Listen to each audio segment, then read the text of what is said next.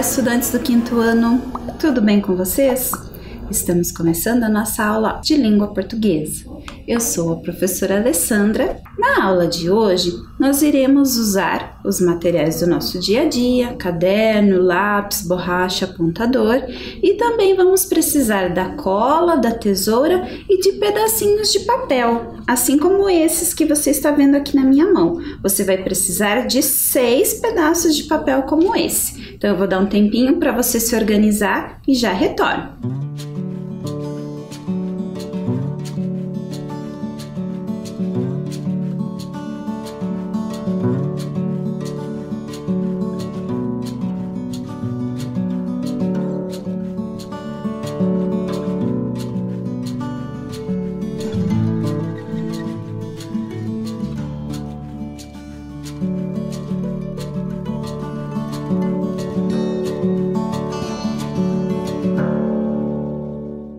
Agora, com seus materiais organizados, você vai registrar no caderno as informações da aula de hoje. Coloque a data, aula e a disciplina Língua Portuguesa.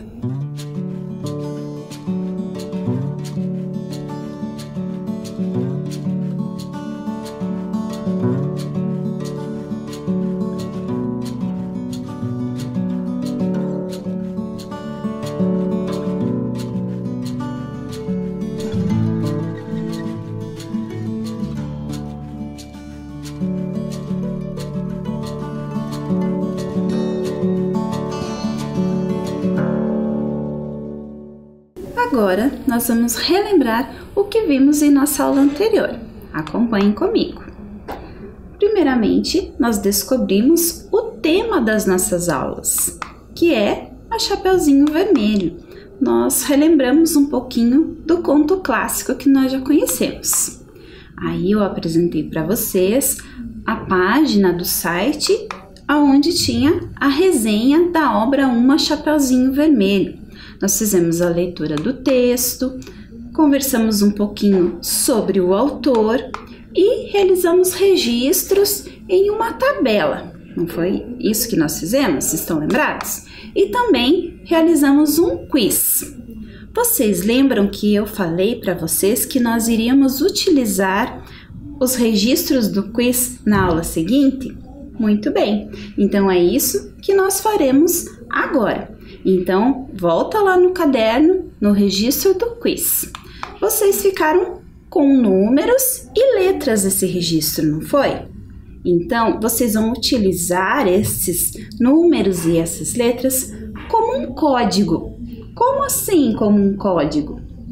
Eu trouxe para vocês uma tabela com sílabas e vocês vão utilizar os códigos do quiz para localizar as sílabas e formar duas palavras que nós lemos lá na resenha.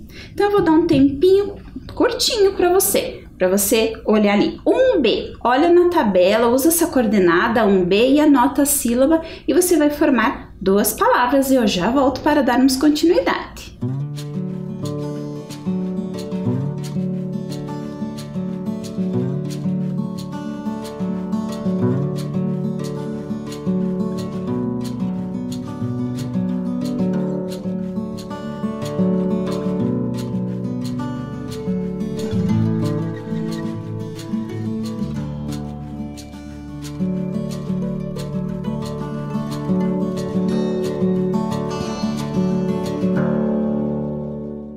Localizou as duas palavrinhas? Se não conseguiu, não tem problema, você faz junto comigo agora. Vamos lá? Confira então.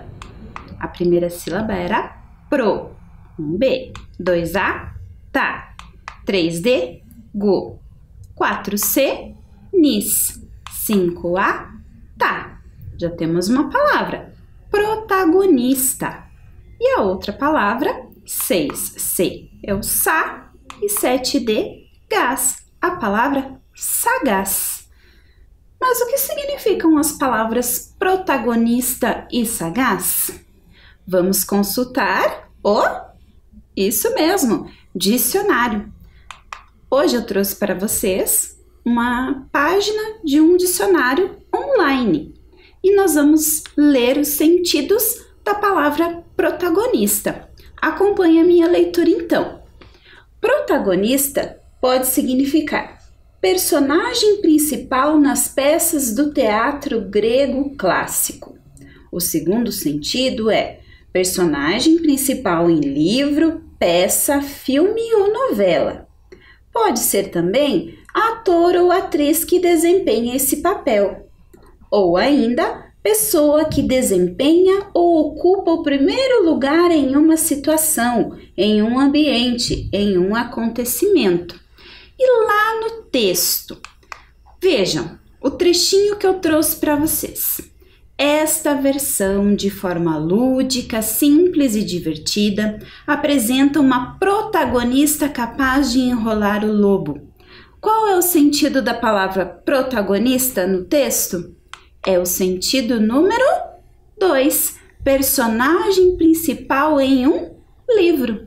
Então, você faz esse registro aí no seu caderno. Vamos lá, eu vou ditar para você. Ao lado da palavra protagonista, você escreve personagem principal em um livro, que é o caso da Chapeuzinho na resenha que nós lemos. Combinado? Registrou?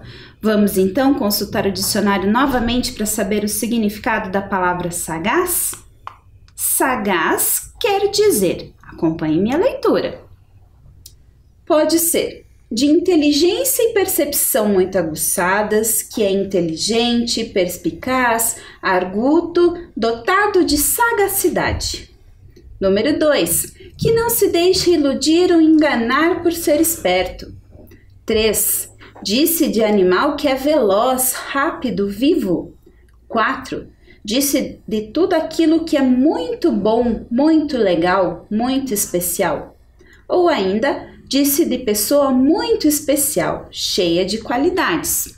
O trecho do texto é o seguinte: a delícia dessa historinha curtinha e inocente é exatamente este contraponto. Chapeuzinho Vermelho, apesar de frágil e indefesa diante de um lobo sagaz, utiliza sua inteligência e capacidade de iludir o lobo para se livrar do perigo iminente. Segundo o dicionário, qual é o sentido da palavra sagaz? Vamos ver? É o sentido número 1. Isso mesmo. É esse sentido de inteligência e percepção aguçada. Então, escreve aí no seu caderno, do ladinho da palavra sagaz, inteligente, de percepção aguçada. Só a palavra inteligente já é um sinônimo para a palavra sagaz no texto que nós lemos.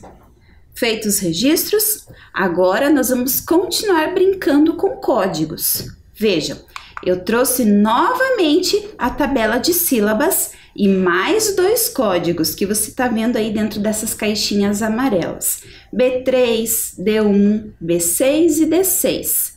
C1, D4, B4 e C7. Você vai procurar outras 2 palavras aí na tabela e vai registrar no seu caderno. Combinado? E já já a gente retoma.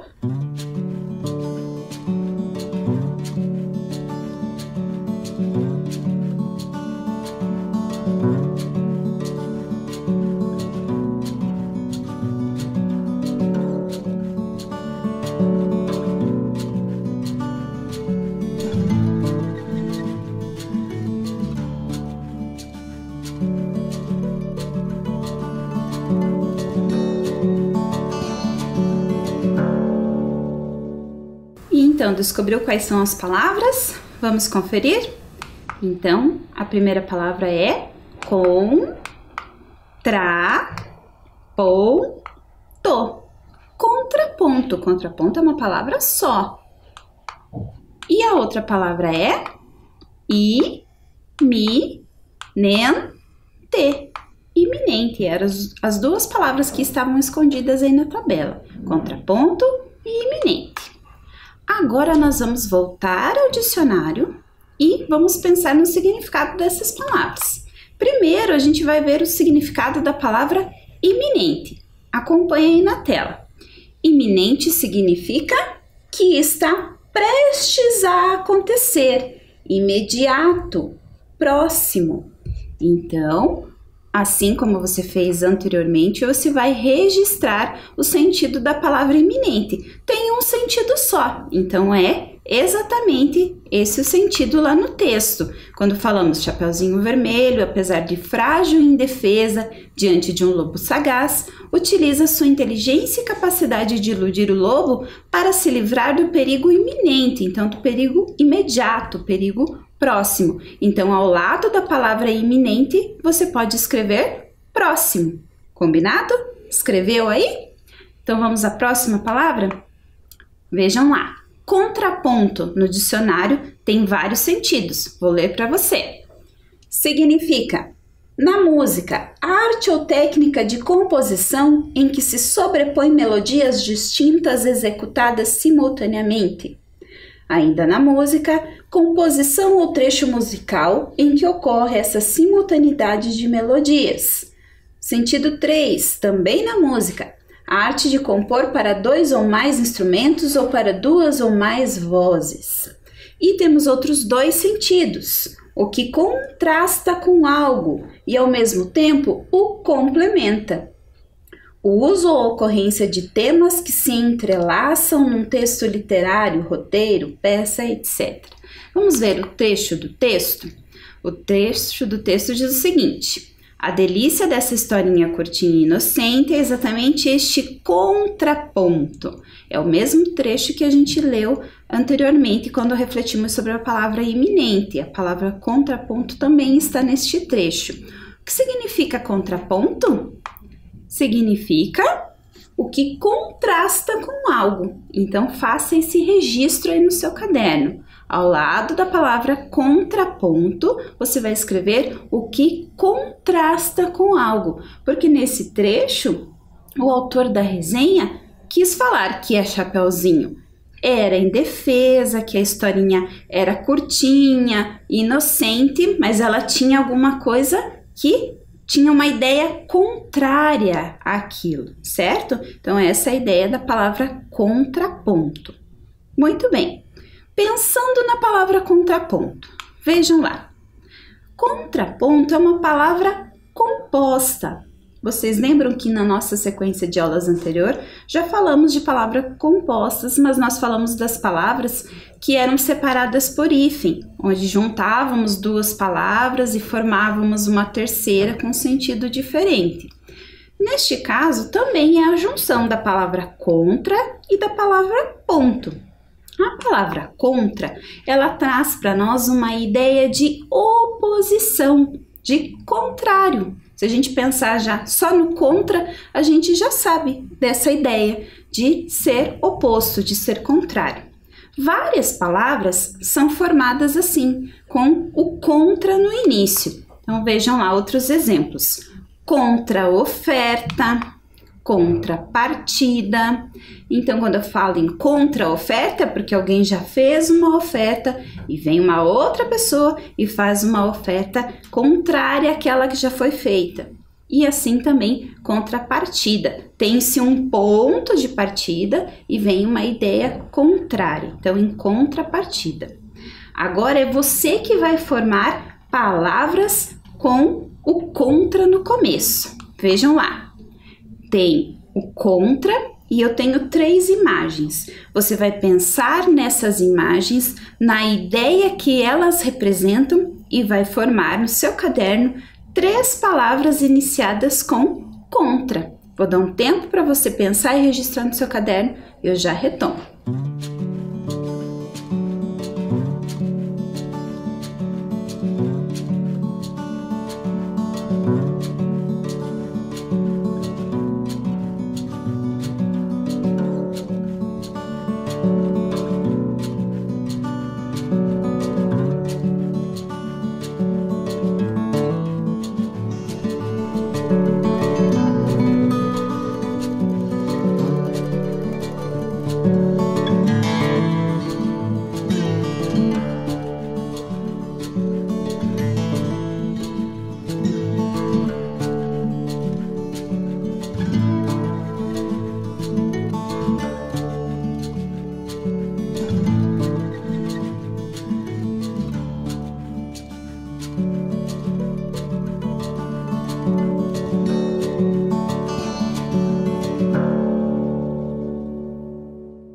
Vamos conferir se você conseguiu formar corretamente as palavras? Lembre-se que as imagens apenas transmitem ideias da palavra que você ia formar.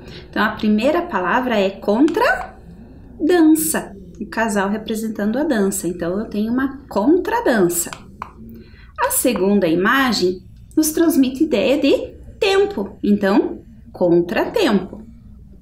Já a terceira imagem, onde eu tenho um livro, mas eu tenho uma flechinha indicando uma parte em específico do livro. Vocês observaram isso? Então, está indicando a capa. Então, eu tenho contracapa. 3 palavras iniciadas por contra. Contradança, contratempo e contracapa. Eu falei no comecinho para vocês que essas palavras com o contra são palavras compostas por 2 palavras e que formam uma terceira ideia e que elas não eram separadas por hífen. Porém, como eu já falei na nossa sequência anterior, as regras têm exceções e nós vamos conhecer agora uma dessas exceções com as palavras iniciadas por contra. Veja aí na sua tela.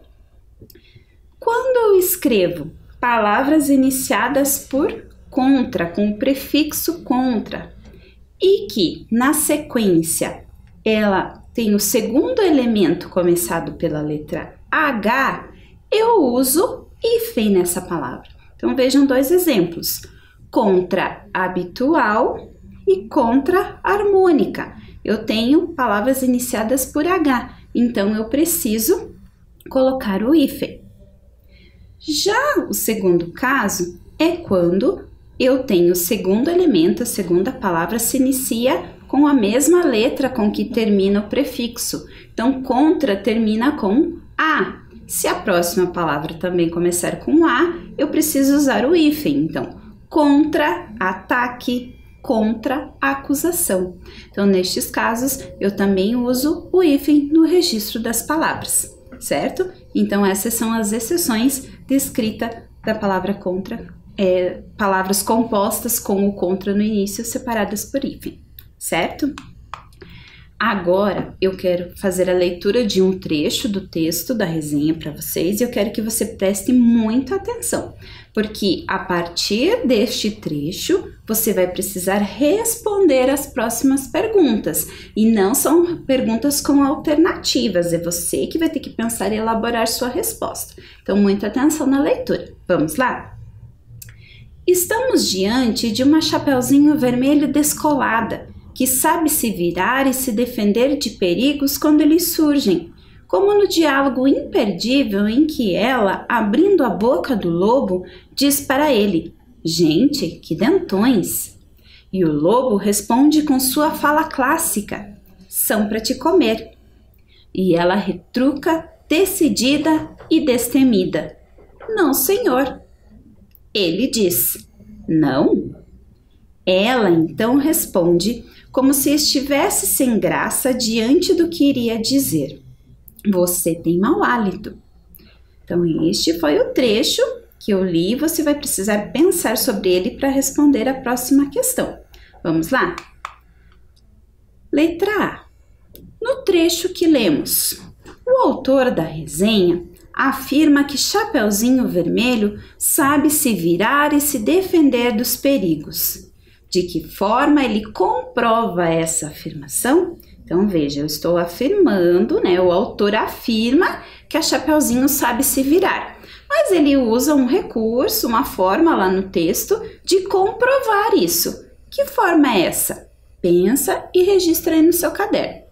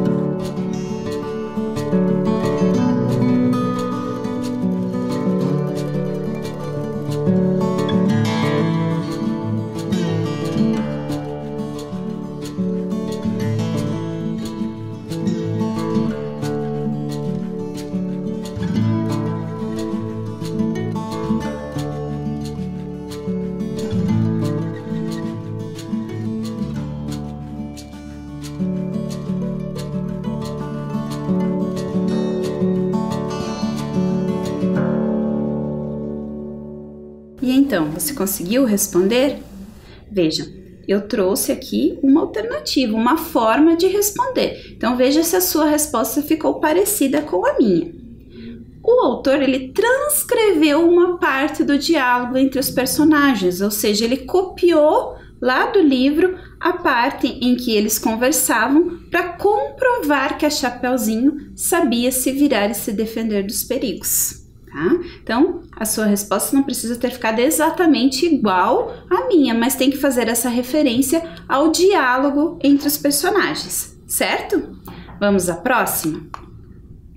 Estamos diante de uma Chapeuzinho Vermelho descolada, que sabe se virar e se defender de perigos quando eles surgem, como no diálogo imperdível em que ela, abrindo a boca do lobo, diz para ele: "Gente, que dentões!" E o lobo responde com sua fala clássica: "São para te comer." E ela retruca, decidida e destemida: "Não, senhor." Ele diz: "Não?" Ela então responde como se estivesse sem graça diante do que iria dizer: "Você tem mau hálito." Esse trecho é a confirmação da resposta da pergunta anterior. Vejam ali a afirmação do autor da resenha e a transcrição do diálogo. Agora sim, nós vamos para a pergunta B. E ela retruca, decidida e destemida: "Não, senhor." Letra B. Reescreva a frase acima, substituindo a palavra destacada por outra de mesmo sentido. Então, você vai copiar, vai reescrever a frase que está dentro do retângulo amarelo, substituindo, trocando a palavra retruca por outra que tenha o mesmo sentido, mantendo o sentido da frase. Tempo para você.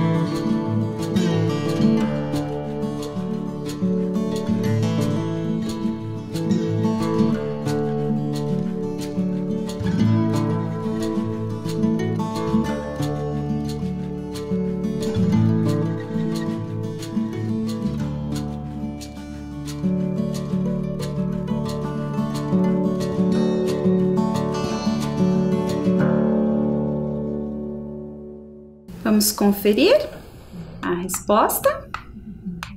Vejam lá. E ela responde, decidida e destemida: "Não, senhor." Então, aqui a palavra retruca foi substituído por responde, mantendo o sentido da frase. Ficou parecido? Você usou um sinônimo para a palavra retruca, que é no sentido de responder mesmo, certo? Vamos à próxima? Registre no caderno a alternativa que traz o conflito do livro apresentado na resenha. Nas aulas anteriores, com os outros professores, vocês já falaram um pouquinho sobre o conflito, sobre o desfecho das narrativas, não é mesmo? Então, agora você tem que identificar entre esses dois qual é o conflito apresentado na resenha. Será Chapeuzinho Vermelho é pega pelo lobo ou Chapeuzinho ganha tempo e acaba com o lobo? Tempo para você responder.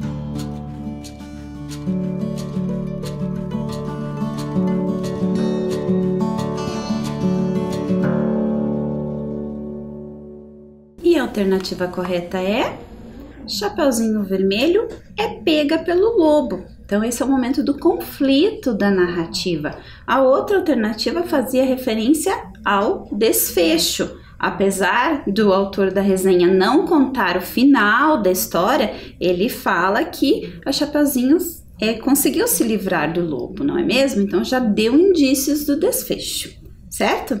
Vamos continuar? Questão D. Afinal, a vida é repleta de lobos maus e vencê-los também é possível, mesmo sendo menor que eles e mais frágeis. Letra D. Registre no caderno como você entende a expressão em destaque no trecho acima.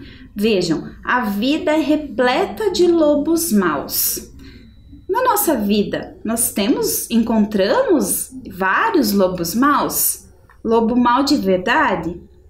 Você sabe que não, que o autor utilizou essa expressão com um outro sentido. Então, pensa aí, o que significa a vida ser repleta de lobos maus? Vou dar um tempo para você pensar e fazer esse registro.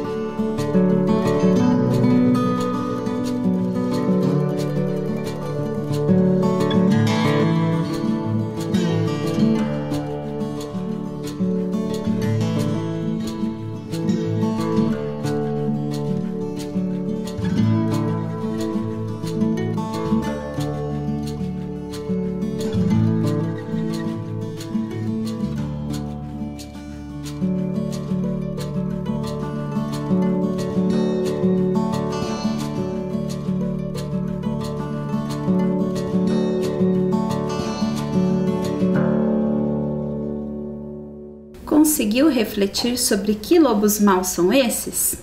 Então vejam uma possibilidade de resposta. Problemas e desafios enfrentados no dia a dia. Então, lobos maus foi utilizado nesse sentido, daquelas adversidades, os problemas, desafios que ocorrem no nosso dia a dia, certo? Continuando. Trava um diálogo em que ela dá as cartas e se torna dona do jogo, saindo de vítima com muito humor. Vocês recordam que na aula anterior eu falei que hoje nós iríamos pensar um pouquinho mais sobre essas expressões? Sobre dar as cartas e ser dona do jogo? Lá na aula anterior a gente já viu que dar as cartas não significa dar as cartas mesmo, que eu vou pegar cartas do jogo e sair dando para alguém, ou que o jogo é meu, certo? Elas têm um sentido diferente, são utilizadas em outro contexto. Essas expressões são chamadas expressões idiomáticas. Mas o que são expressões idiomáticas? Uma expressão idiomática ocorre quando um termo ou frase, ou seja, pode ser apenas uma palavra ou uma frase, assume um significado diferente daquele que as palavras teriam isoladamente. Vejam um exemplo que eu coloquei ali, ó.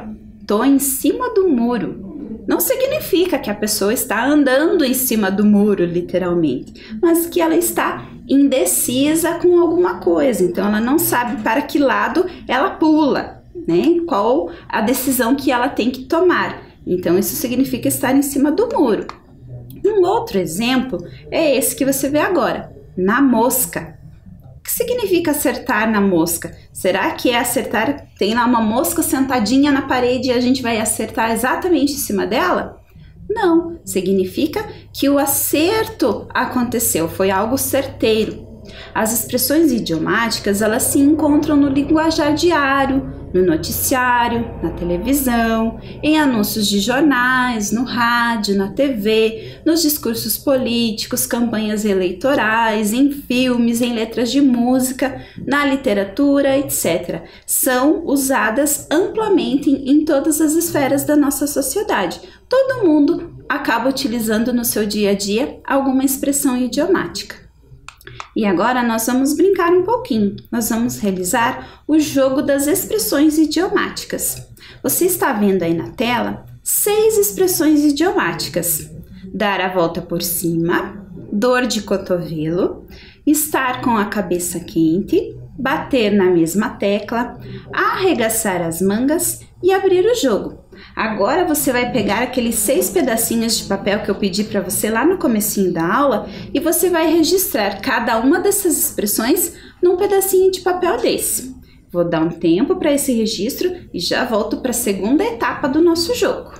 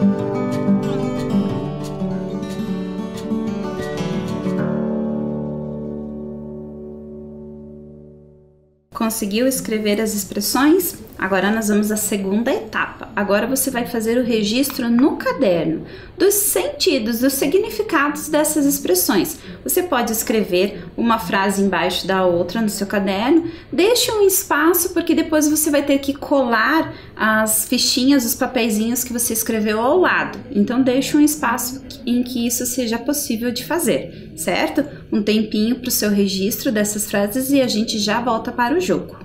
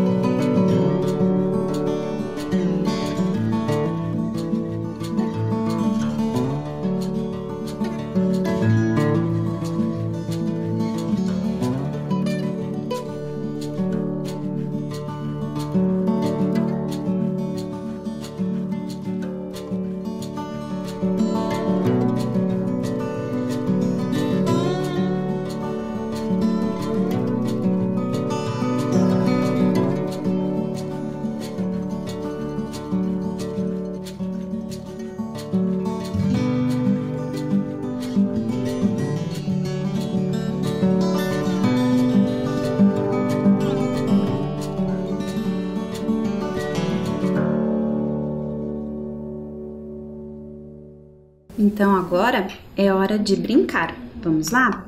Você vai colocar as fichinhas ao lado aí no seu caderno e você está vendo na tela que eu tenho um cronômetro. Isso mesmo. É só uma brincadeira, lembre-se disso. Eu vou dar um tempo de exatamente 45 segundos para você associar. Você vai ver a expressão idiomática e vai colocar ao lado do significado dela. Combinado? Então vamos começar? 45 segundos. Olho na tela. Vamos lá?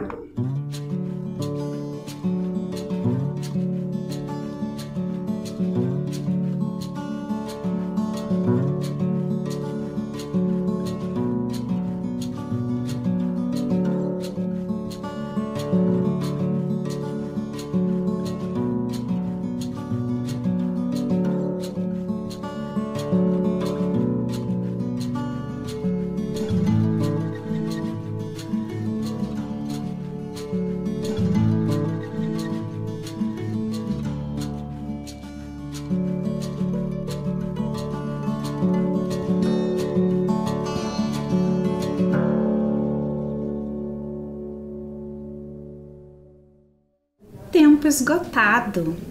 Vamos conferir? Se você não conseguiu fazer, não tem problema, era só uma brincadeira mesmo. Agora a gente faz juntos. Vamos lá? Vejam lá. O que significa dar a volta por cima? Tem o sentido de recuperar. Então, quando eu digo dei a volta por cima, é porque me recuperei de alguma coisa. Estar com a cabeça quente significa que eu estou muito irritado. Já dor de cotovelo significa estar com inveja. Então, quando você ouve alguém dizer, ele está com dor de cotovelo, é sinal de que a pessoa está com inveja da situação. Arregaçar as mangas significa começar uma atividade com empenho. Então, eu digo, vamos arregaçar as mangas, né? Ou seja, eu vou começar a fazer aquilo me empenhando para ter um resultado positivo. Abrir o jogo significa revelar a verdade. E bater na mesma tecla é insistir no mesmo assunto. Gostou de conhecer essas expressões? Tenho certeza que algumas delas você já conhecia, não é mesmo? E até usa no seu dia a dia. Agora você já sabe que elas se chamam expressões idiomáticas. Vamos continuar pensando sobre essas expressões? Atenção! Próxima atividade. Eu tenho uma expressão idiomática e tenho 3 sentidos. Você vai ter que ler e pensar qual delas tem o sentido adequado. Você registra no caderno apenas a expressão e o sentido correto, o sentido correspondente dela. Então, escreve pisar em ovos, que é a primeira, e vai registrar ao lado ou embaixo o que você acha que significa pisar em ovos. Tempinho para você.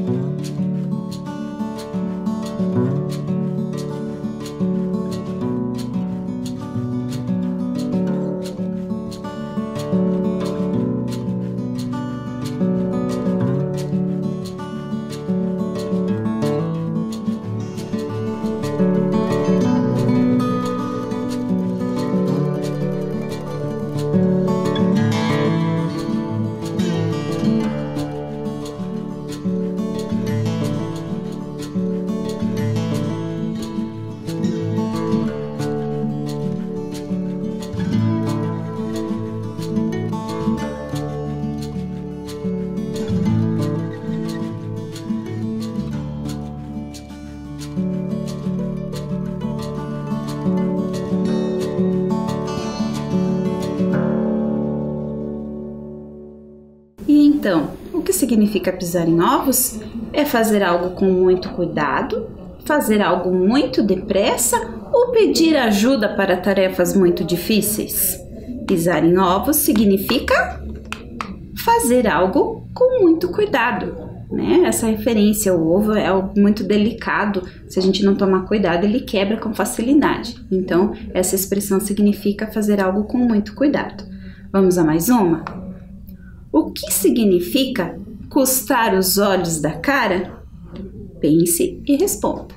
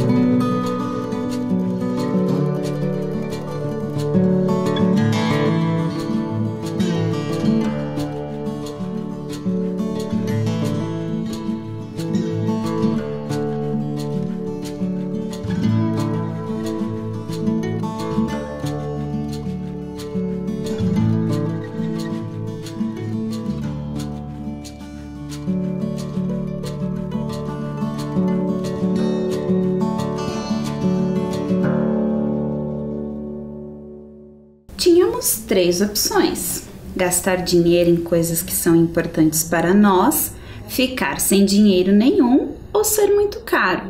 E a alternativa correta é ser muito caro. Quando eu digo que custou os olhos da cara, estou dizendo que aquilo foi muito caro. E a última expressão para você pensar: o que significa dar bandeira? Leia e registre no caderno.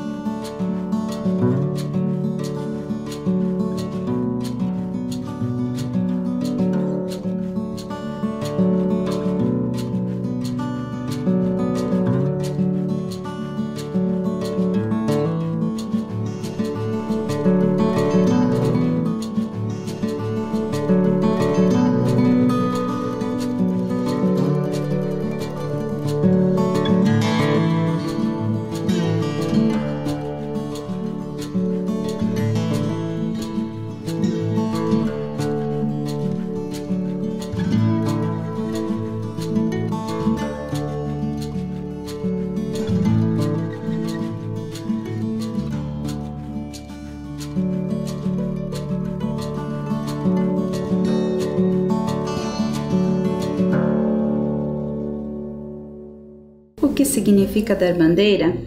Tentar chamar a atenção e não ser bem-sucedido? Chamar a atenção dos outros quando queremos passar despercebidos? Ou conquistar a atenção desejada?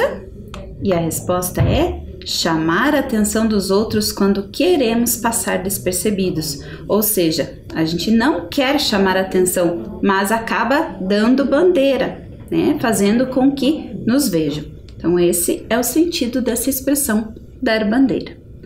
Quanta coisa, não é mesmo? Muitas expressões idiomáticas aprendemos na aula de hoje e as que não conhecíamos, podemos passar a utilizar a partir de agora. Não é mesmo, crianças? Aprendemos muito na aula de hoje. Eu aguardo vocês para continuarmos na próxima. Um abraço, fiquem bem, se cuidem e até a próxima aula.